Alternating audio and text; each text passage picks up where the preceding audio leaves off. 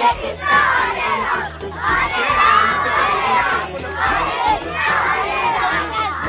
Children's Day! Thank you. চলো। নমস্কার, 7 hour news নেটওয়ার্কে আপনাদের স্বাগত। নকল টাকার বিনিময়ে প্রায় 30 লক্ষ টাকার গয়না হাতিয়ে নিয়েছিল প্রতারকেরা, তবে শেষ রক্ষার হলো না।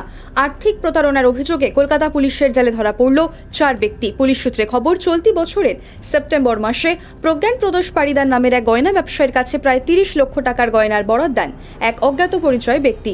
এরপর এমজি রোডের এক হোটেলের কাছে সম্পূর্ণ হয় লেনদেন। তবে টাকা হাতে পাওয়ার পর ওই গয়না ব্যবসায়ী বুঝতে পারেন নকল টাকার বিনিময়ে তার কাছ থেকে 30 লক্ষ টাকার গয়না হাতিয়ে নেওয়া হয়েছে।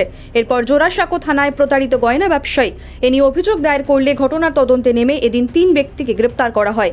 ধৃতদের আদি বাড়ি রাজস্থানের বিকানিরে। পাশাপাশি পুলিশের জালে ধরা পড়ে হাওড়ার বাসিন্দা আফ্রিদি হোসেনও। পুলিশ সূত্রে খবর, ধৃতরা সুকান্তনগরের একটি ভাড়া বাড়িতে থাকতো ও সেখানেই রমরমিয়ে চলত জাল নোট ছাপানোর কারবার। আগামী 24 নভেম্বর পর্যন্ত ধৃতদের পুলিশি হেফাজতের নির্দেশ দিয়েছে আদালত। জয় হিন্দ। নমস্কার, 7 আওয়ার নিউজ নেটওয়ার্কে আপনাদের স্বাগত। আজ রাত 11:30 থেকে কাল অর্থাৎ রবিবার ভোর 4:30 পর্যন্ত সম্পূর্ণ বন্ধ থাকবে হাওড়া ব্রিজ। কলকাতা ও হাওড়ার মাঝে সংযোগ রক্ষাকারী এই লাইফ লাইনের স্বাস্থ্য পরীক্ষা করা হবে বলে মোট 5 ঘন্টা ব্রিজের ওপর গাড়ি চলাচল সম্পূর্ণ বন্ধ রাখার সিদ্ধান্ত নেওয়া হয়েছে।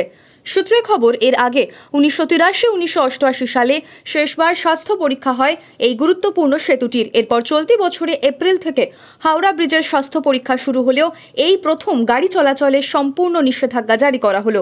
কলকাতা পোর্ট ট্রাস্ট ও বিশেষজ্ঞ সংস্থা রাইটসের যৌথ নজরদারিতে হাওড়া ব্রিজের স্বাস্থ্য পরীক্ষা করা হবে। তবে এই 5 ঘন্টা কোন বিকল্প পথে যাতায়াত করা যেতে পারে তাও বিজ্ঞপ্তি দিয়ে জানিয়েছে হাওড়া পুলিশ। হাওড়া থেকে কলকাতাগামী সব ধরনের যান ফরশো রোড হয়ে বিদ্যাসাগর সেতু দিয়ে কলকাতায় যেতে পারবে। জয় হিন্দ।